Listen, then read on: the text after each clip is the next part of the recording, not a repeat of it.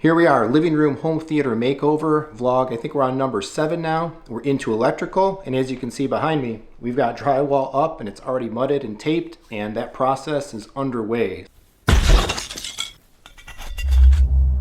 Since the wiring vlog, we've actually had a couple days pass by. The Monday was electrical day. Nothing happened on the Tuesday. It was a rainy day and it wasn't really feasible for them to come and bring the drywall. And then it's now Wednesday night as I'm recording this, and they spent the better part of the day basically getting a ton of stuff done today. And I'll flip around here and I'll go to my iPhone and we'll take a look at like the ceiling fan and talk through basically the electrical process and everything that they did for the drywall today. From this point forward, which will probably encompass the remainder of the video that you're actually going to watch, there will be multiple days of drywall work. So I think they're going to have to come back probably twice. All right, so first thing you'll notice is that our room is completely deconstructed now. So it's in shambles, it's unusable. We've got stuff everywhere. So we broke the couch apart to create more room because they had to bring in big drywall panels and do stuff. We're trying to get the furniture and stuff away from also the dust and some of the dirt, and we threw some blankets and stuff over it anyway. We've got furniture from the living room in our kitchen area. We rolled up the rug in the padding and put it over there, stuff in our foyer. My office is full of our ottomans. Our coffee table is sitting somewhere over there. So it'll be nice when we actually have our room back. You can tell a big difference, maybe even in the audio, and how kind of echoey and stuff it is in here because it's just a big open room now, full of hard and empty surfaces. All right, so electrical. We didn't really have to do any electrical to actually serve the core elements of the audio video side of things. Again, the service passed through with my electrical outlet and stuff like that was able to stay kind of as it was. So over here, as I alluded to earlier, we did take out the dimming module that was formerly running the dimming functionality for the LED strips that made up the TV backlight, and we took the prior Control 4 switch out of here, replaced it with a fan module. Well, I'll go ahead and turn it on actually. And so we now have a ceiling fan in this room. So that was basically just off of Amazon, 60-inch fan blades. We kind of like the design, the way that the blades kind of all interleaved with each other. Went with the shallower installation. It didn't really need to hang down, but it'll move some nice air for us. Basically raise the comfort level of sitting in here both in the summertime without the AC on when we want a little cool feel of a cool breeze sitting on the couch. And then I think it'll also help quite a bit in the wintertime as well. It gets cold here in Michigan. We certainly get to 20 degrees or less in some of the deepest parts of winter. And then a lot of times we find ourselves running this fireplace very frequently or a lot of the day, creating heat. We have this big kind of open plan main living space that we spend a lot of our time in. So the fireplace is a gas fireplace, but it burns good, it burns hot, it has a blower. That air exhausts out and it heats up this area where we're spending our time, rather than running our geothermal system to the edge, trying to keep the whole house basically at temperature and comfortable. If this fan, even running on low in the wintertime with the fireplace and the blower on, helps to distribute the warmer air kind of around this area, that'll be a great win, essentially for all warm and cold weather seasons. So they did have to run a new electrical line. So coming from where that switch is, they went up and behind. There was a couple exploration holes that they had to actually make, just about the size of a fist, so they could reach up and get through. And then they kind of were able to go up and over to get the electrical line to there. So that's like one specific leg of electrical that goes to that switch. And since the switch was already there and wired into the electrical power and system, nothing else had to be done to set up for that. So once again, I benefit now from changing something that kind of was into something that it was never intended to be later on, and things worked out in my favor for that. What also helped the deal is the fact that we don't have a room above us here. Our second story of our home has space above all of the other parts of the main floor except the living room. Above the living room is just a slanted roof line and stuff. So we didn't have to worry about joist and kind of getting through joist. Otherwise, there'd probably have to be a number of holes in order to get the cable completely over. Instead, they were able to just kind of go up and over with their fishing line, basically, to grab it and pull the cable through. And again, since the wall was open, the shot from the switch straight up into the ceiling was immediately available. So that took care of the electrical. And then again, this morning, the guys showed up, and you can't see it now, but again, I'll overlay some images. The first thing that they did was we filled the cavity with more insulation. So we used rock wool, some really thick rock wool, and every one of the open cavities was basically stuffed with it. And so particularly in these channels here on the far left and the far right, the speaker channels, we did push the rock wool all the way in. In the other channels, it was kind of kept more towards the front, leaving like a little bit, I guess, of an air barrier or whatever in there between the blown-in insulation and then the fiberglass insulation and then the rock wool. So this wall will be pretty solid, pretty acoustically solid, I think now, both for any audio that may be kind of bouncing around or penetrating and coming back out. The bump out, for all intents and purposes, is a nice little functional bass trap of sorts. So again, one of the guys from the general contractors group, one of the guys that was here doing the demo was the one that came and basically just cut up the strips and pieces of the rock wool, stuffed it all in, and we made sure that we left kind of the cables sitting ahead of the rock wool, and then again with it pushed back in the columns, there'll be plenty of depth to be able to put the speakers in there, the Utopia speakers and subwoofer modules. They only require about 4 inches of depth because they're made to go in to like a regular wall framed stud space. So it'll fit great. They'll fit in there, they'll fill the cavity, and then they'll have a little bit of a gap, and behind them will be the rock wool. Once we have the openings cut out for the speakers, I should have no problem reaching down and getting access to my cables. I will have to pull out all of the slack. Right now, all the slack is down below here, but we'll be able to take this bundle, no problem, and basically pull all of that stuff out. And then there's some other extra slack and stuff down in that corner for the speaker cables for that speaker, and then the fiber optic line for the HDMI that's going to go on the panel. We can actually take a look at that now. I kind of like looking at the side. We can get an idea, right around kind of this zone here is where that fiber optic wall plate and pass-through will go. So that took care of the insulation. And again, one thing I didn't get a full picture. It would have been really nice of no drywall and the full wall with the rock wool in it. But again, I was on meetings and things going on, so I was a little limited in my ability to interact with these guys. So I'm loving the look of this in general. Again, one of our design goals here, aside from the integrating the new electronics and stuff, was to have eliminated the goofy bump out, the extra depth and all of that stuff up top that we didn't need. So it's looking nice. It's looking more just structurally nice. And of course, now we have a little bit more depth to it as well coming out of the wall, but not a ton. It feels right, and it feels really nicely balanced and so on. So then they started basically from there to do the drywall. The drywall was kind of like a different subcontractor that the main contractor that we work with has in his crew. He's obviously connected to a bunch of people, so the electrician was kind of a separate guy that he collaborates with. The drywall was a separate guy that he collaborates with, and then some of the stuff was done by his direct crew members. So there's the main drywall, the main drywall guy whose company it was. He had 2 guys on his crew that kind of stayed through the majority of the day. They're the ones that actually put the drywall up, and then I think the owner of the company was back in the afternoon, and he's the one that did the mudding. So I think he'll be the one doing the remainder of the mudding and the sanding and stuff to come over the next couple days. So I guess not a lot to say about the mudding, right? He's kind of mudding everything, mudding all the junctions, mudding all the areas.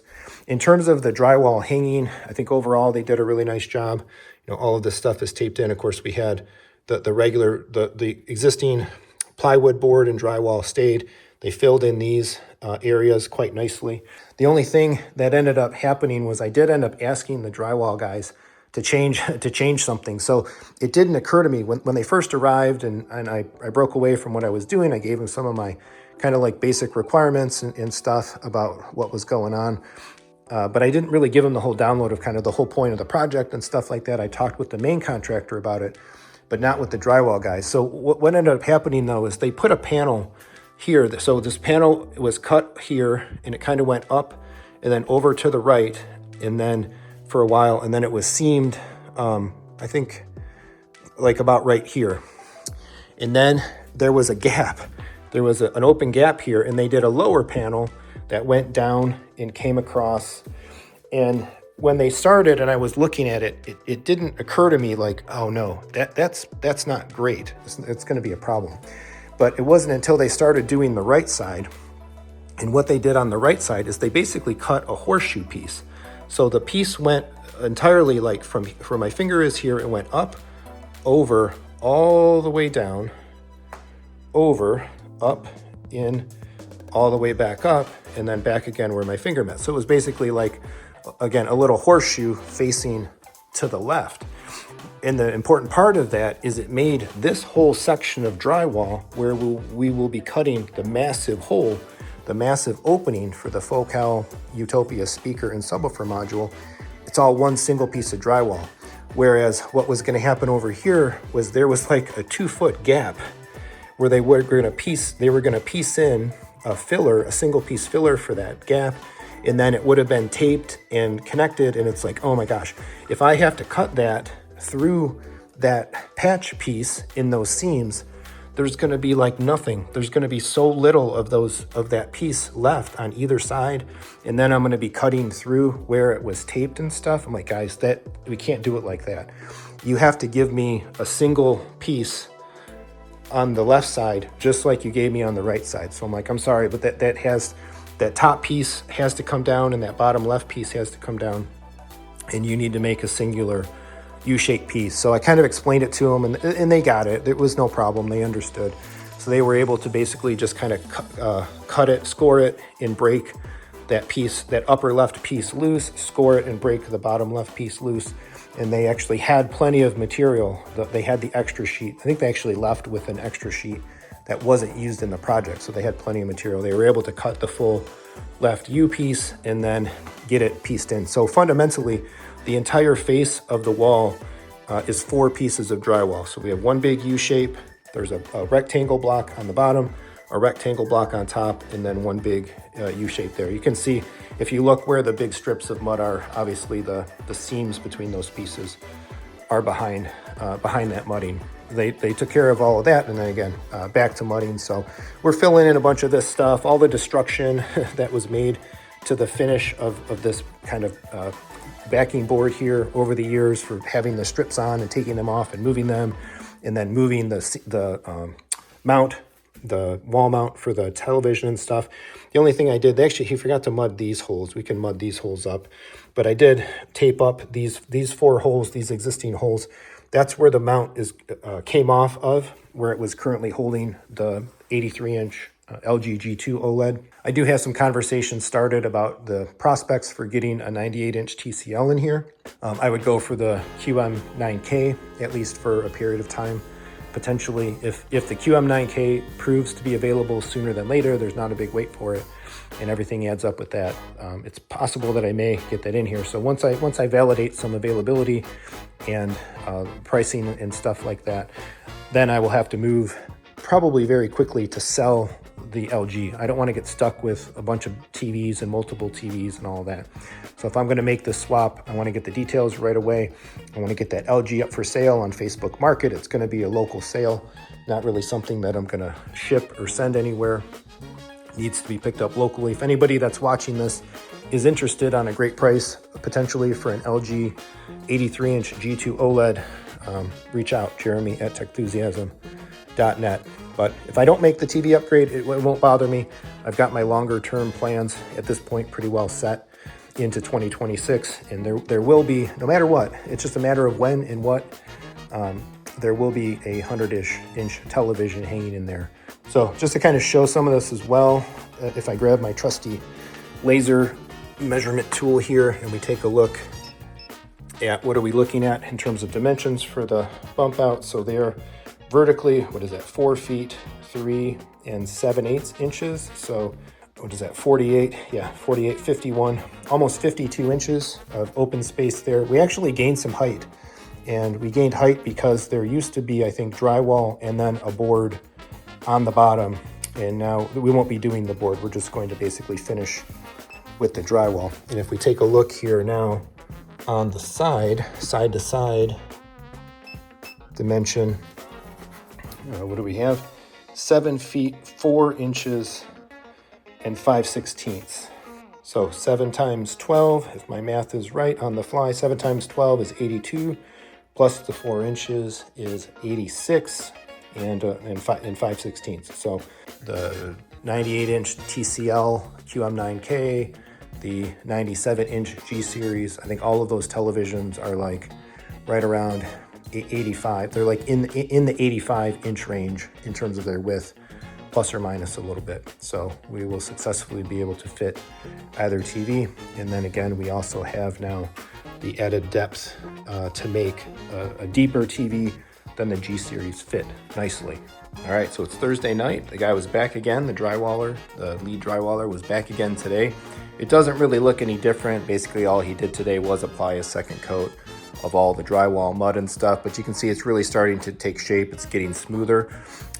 Again, this is Thursday night. He's got one more visit tomorrow, one final coat for all of the mud and the covering, and then still projecting to be sanding and finishing on Saturday.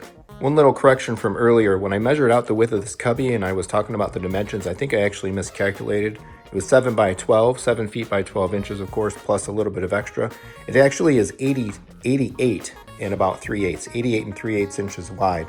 And so with a little bit of extra height and a little bit of the extra width, we ended up better off than I even thought we were going to be. So with something like an LG 97-inch TV, with this at 88 and 3/8 and the width of those televisions, or even the TCL QM9K, we're going to have about 3.5 inches of width, of extra width, and we'll have actually about 3.5 inches of extra height. So it will actually, the most of the televisions, we ended up at the right aspect ratio. It's not going to be like super tight on the sides and just with the gaps at the top. The frame will be basically just about equidistant on all 4 sides of the screen. So very kind of somewhat unplanned, but luckily the dimensions worked out in our favor. We are about 24 hours later, Friday night. Mudding day 3 is complete. It's looking really nice, really well covered, and ready for the next step. Mudding should be done at this point, completely complete. Tomorrow, Saturday morning, late Saturday morning into the early afternoon, this will all get sanded. He is going to build a bit of an encapsulation plastic bubble around here, try to keep the dust and such down, keep it to a minimum. All right, we'll leave this vlog here with the finishing and the preparations and such of the wall. Next steps, of course, paint and trim, and then we're going to be able to cut some holes for these speakers and actually start working on the real equipment. It is Sunday now as I record this. I'm not quite sure what the painting plan is going to be. I hope it's tomorrow, Monday. But if not, in the coming week, I do really expect to have a fully functional system here in the room again by next weekend. If it's midweek or so, even better. But there are some monkey wrenches this week as well. Tuesday will be a no work day due to some other things that are happening that I'll be talking about soon. And at this point, I'm glad to have the room back together. Glad to have the furniture, a place to sit on the couch and all of that stuff. Glad to be done with the better part of the dust. And it will be happy to have an operational system again here very soon. So let me know what you think. Sound off in the comments. How are things going? What does it look like? Any other feedback, suggestions, and stuff that you may have, please, by all means, do share them. Of course, if you're looking to upgrade your systems, if there's anything that I can help you with, please reach out. Jeremy@techthusiasm.net or go to www.techthusiasm.com. I am a dealer for a whole bunch of brands, including many of the brands that I personally like, enjoy, use, and have in my system, and have for quite some time. Kaleidoscape, JVC, Panamorph lenses, Seymour Stewart screens, Focal, Denon Marantz, Sony, SVS, the Snap stuff like the Wattbox equipment, the Strong racks and those other things, all of that stuff and more. I can access NAD now, and even some things that I still need to update on the webpage. So if you want a consultation, you want to talk about something, you're shopping something, and you'd like to help me out, support me, and have me play a role in your system and your setup in your home theater journey, please reach out. I would love to get involved. If you'd like to help me in a simpler way, of course, there's a whole bunch of affiliate links down in the descriptions of all the videos. They're on my webpage as well. Amazon, Audio Advice, Crutchfield, Target, Walmart, eBay, some apparel stores, and more. Please use those links in your everyday shopping. It would be greatly, greatly appreciated. It doesn't cost you anything, but a couple seconds to click the link first. And please keep in mind, nowadays, affiliate links have very short attribution periods. So if you're going to buy something, click the link, add it to your cart, check it out. It may be a matter of hours or the next day or whatever that the actual attribution of an affiliate actually expires, and then no benefit is actually created from going through the extra step of using the link. Thank you to all the channel members. I welcome you. I welcome others to also become one. And I super appreciate any of the super thanks, PayPal, Venmo tips, and stuff like that. Please do the regular YouTube stuff. Like, subscribe, hit the bell, share the video, and leave that comment. What do you think about the project? And check out some of the shorts. I've been adding some supplemental, hopefully comedic, enjoyable shorts to have some fun and get some laughs and stuff as well around this project. Check that out too. Thanks for watching. Come on back for more home theater discussion and fun.